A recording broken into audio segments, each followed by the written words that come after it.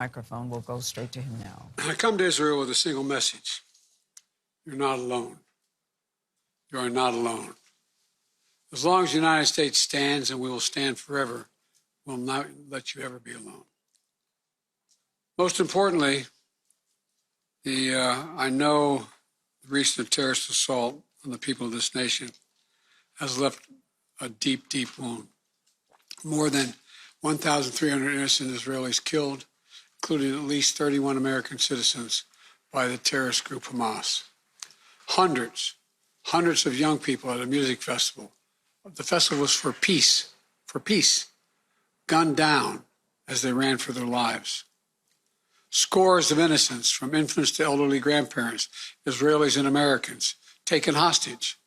Children slaughtered, babies slaughtered, entire families massacred. Rape, beheadings, bodies burned alive. Hamas committed atrocities that recall the worst ravages of ISIS, unleashing pure, unadulterated evil upon the world. There's no rationalizing it, no excusing it, period. The brutality we saw would have cut deep anywhere in the world, but it cuts deeper here in Israel. October 7th, which was a sacred Jewish holiday, became the deadliest day for the Jewish people since the Holocaust. It has brought to the surface painful memories and scars left by millennia of anti-Semitism and the genocide of the Jewish people. The world watched then, it knew, and the world did nothing. We will not stand by and do nothing again. Not today, not tomorrow, not ever. To those who are living in limbo, waiting desperately to learn the fate of a loved one, especially to families of the hostages, you're not alone. We're working with partners throughout the region, pursuing every avenue to bring home those who are being held captive by Hamas. I can't speak publicly about all the details, but let me assure you, for me, as the American president, there's no higher priority than the release and safe return of all these hostages. To those who are grieving, a child, a parent, a spouse, a sibling, a friend, I know you feel like there's that black hole in the middle of your chest. You feel like you're being sucked into it. The survivor's remorse, the anger, the questions of faith in your soul. Staring at that empty chair, sitting Shiva. The first Sabbath without them. They're the everyday things, the small things that you miss the most. The scent when you open the closet door. The morning coffee you shared together. The bend of his smile, the perfect pitch of her laugh, the giggle of your little boy, the baby.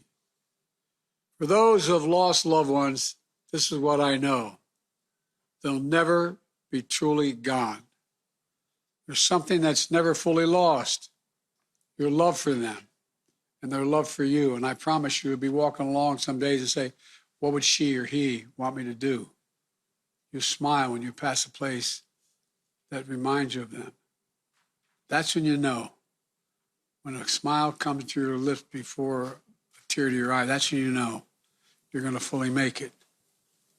That's what will give you the fortitude to find light in the darkest hours. When terrorists believe they could bring you down, bend your will, break your resolve. But they never did, and they never will. Instead, we saw incredible stories of heroism and courage. Israelis taking care of one another, neighbors forming watch groups to protect their kibbutz, opening their homes to shelter survivors, retired soldiers running into danger once again, civilian medics flying across rescue missions, and off-duty medics at the music festival caring for the wounded before becoming a victim himself. Volunteers retrieving bodies of the dead so families could bury their loved ones in accordance with Jewish tradition. Reservists leaving behind their families, their honeymoons, their studies abroad, without hesitation, and so much more. The state of Israel was born to be a safe place for the Jewish people of the world. That's why I was born. I've long said, if Israel didn't exist, we'd have to invent it.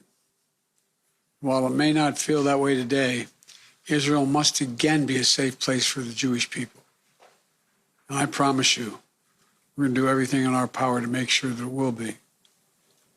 75 years ago, just 11 minutes after its founding, President Harry S. Truman and the United States of America became the first nation to recognize Israel. We've stood by your side ever since. We're going to stand by your side now. My administration was in close touch with your leadership from the first moments of this attack. We're going to make sure we have what you need to protect your people, to defend your nation. For decades, we've ensured Israel's qualitative military edge.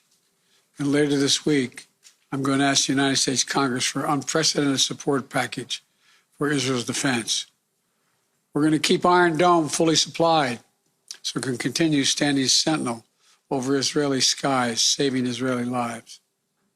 We've moved U.S. military assets to the region, including positioning the USS Ford Carrier Strike Group in the Eastern Mediterranean, with the USS Eisenhower on the way to defer further aggression against Israel and to prevent this conflict from spreading. The world will know that Israel is stronger than ever. And my message to any state or any other hostile actor thinking about attacking Israel remains the same as it was a week ago. Don't. Since this terrorist attack took place, we've seen it described as Israel's 9/11. But for a nation the size of Israel, it was like 15 9/11s. The scale may be different, but I'm sure those horrors have tapped into some kind of primal feeling in Israel, just like it did and felt in the United States. Shock, pain, rage, an all-consuming rage. I understand, and many Americans understand. You can't look at what has happened here to your mothers, your fathers, your grandparents, sons, daughters, children, even babies, and not scream out for justice. Justice must be done. But I caution this: while you feel that rage, don't be consumed by it. After 9/11, we were enraged in the United States. While we sought justice and got justice, we also made mistakes. I'm the first U.S. president to visit Israel in time of war. I've made wartime decisions. I know the choices are never clear or easy for the leadership. There's always cost, but it requires being deliberate. It requires asking very hard questions. It requires clarity about the objectives and an honest assessment about whether the path you're on will achieve those objectives. The vast majority of Palestinians are not Hamas. Hamas does not represent the Palestinian people. Hamas uses innocent families in Gaza as human shields, putting their command centers, their weapons, their communications tunnels in residential areas. Palestinian people are suffering greatly as well. We mourn the loss of innocent Palestinian lives like the entire world. I was outraged and saddened by the enormous loss of life yesterday in the hospital in Gaza. Based on the information we've seen to date, it appears the result of an errant rocket fired by a terrorist group in Gaza. The United States unequivocally stands for the protection of civilian life during conflict, and I truly grieve for the families who were killed or wounded by this tragedy. The people of Gaza need food, water, medicine, shelter. Today, I asked the Israeli cabinet, who I met with for some time this morning, to agree to the delivery of life-saving humanitarian assistance to civilians in Gaza, based on the understanding that there will be inspections and that the aid should go to civilians, not to Hamas. Israel agreed the humanitarian assistance can begin to move from Egypt to Gaza. Let me be clear: if Hamas diverts or steals the assistance, they will have demonstrated once again that they have no concern for the welfare of the Palestinian people. And it will end. As a practical matter, it will stop the international community from being able to provide this aid.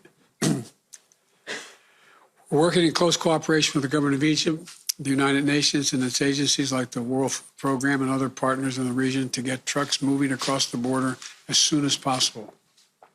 Separately, I ask Israel that the global community demand that the International Red Cross be able to visit hostages. I just demanded that the United States fully supports. Today, I'm also announcing $100 million in new U.S. funding for humanitarian assistance in both Gaza and the West Bank. This money will support more than 1 million displaced and conflict-affected Palestinians, including emergency needs in Gaza. You are a Jewish state. You are a Jewish state, but you're also a democracy. And like the United States, you don't live by the rules of terrorists. You live by the rule of law. When conflicts flare, you live by the law of wars. What sets us apart from the terrorists is we believe in the fundamental dignity of every human life. Israeli, Palestinian, Arab, Jew, Muslim, Christian, everyone. You can't give up what makes you who you are. If you give that up, then the terrorists win, and we can never let them win. You know, Israel's a miracle. A triumph of faith and resolve and resilience over impossible pain and loss. Think about October 7th, the Jewish holiday, where you read about the death of Moses, a tragic story of a profound loss to an entire nation, a death that could have left hopelessness in the hearts of the entire nation. But though Moses died, his memory, his message, his lessons have lived on for generations of the Jewish people as well as many others. And just as the memory of your loved ones will live on as well. After reading the story of Moses' death, those who observed the holiday began reading the Torah from the very beginning. The story of creation reminds us of two things. First, that when we get knocked down, we get back up again and we begin anew. And second, when we're faced with tragedy and loss, we must go back to the beginning and remember who we are. We are all human beings, created in the image of God with dignity, humanity, and purpose. In the darkness, to be the light unto the world is what we're about. You inspire hope and light for so many around the world. That's what the terrorists seek to destroy. That's what they seek to destroy. Because they live in darkness, but not you, not Israel. Nations of conscience like the United States and Israel are not measured solely by the example or power, and we're measured by the power of our example. That's why, as hard as it is, we must keep pursuing peace. We must keep pursuing a path so that Israel and the Palestinian people can both live safely, in security, in dignity, and in peace. For me, that means a two-state solution. We must keep working for Israel's greater integration with its neighbors. These attacks have only strengthened my commitment and determination and my will to get that done. I'm here to tell you, the terrorists will not win. Freedom will win. So let me end where I began. Israel, you're not alone. The United States stands with you. I've told the story before, and I'll tell it again, of my first meeting with an Israeli Prime Minister 50 years ago as a young senator. I was sitting across from Golda Meir at her desk in her office. And she had a guy who later became Prime Minister, sitting next to me, just before the 1973 Yom Kippur War. And she flipped the maps up and down, telling me how bad things were and how terrible they were. All of a sudden, she looked at me and she said,